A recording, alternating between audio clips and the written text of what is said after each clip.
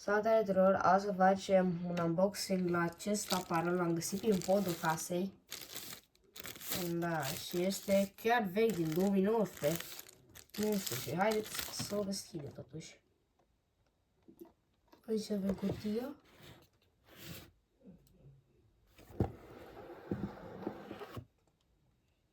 Ce e aparatul. Bun, am pus cealaltă cutie aici. Ce avem aparatul. Îl scoate curat, bine. E cam lipicios, într-adevăr. Aici este aparatul. Haideți să-i dăm jos acest. Bun. Și aici este asta. Avem un dock.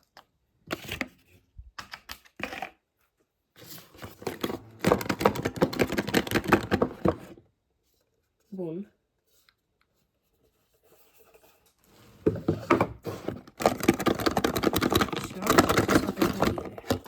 În cutia numărul 1, în care, cred că e dockul aici, bana este pusă.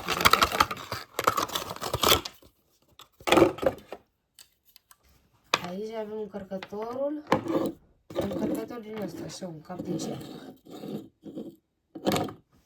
Și cealaltă cutie, cred că avem dockul.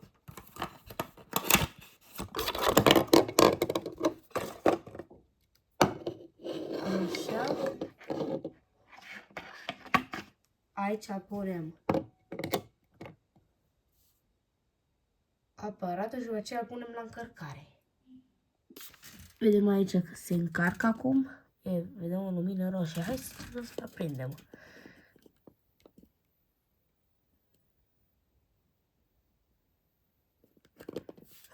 Vedem că nu merge. Dar mai așteptăm puțin. Așa este aparatul acesta pe o vârstă.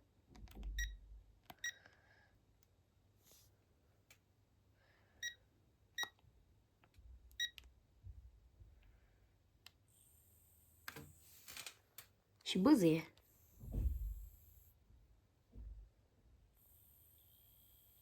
Ok. Și de aici îl stingem de tot. Ok, dacă v-a plăcut acest episod, dați like și pa!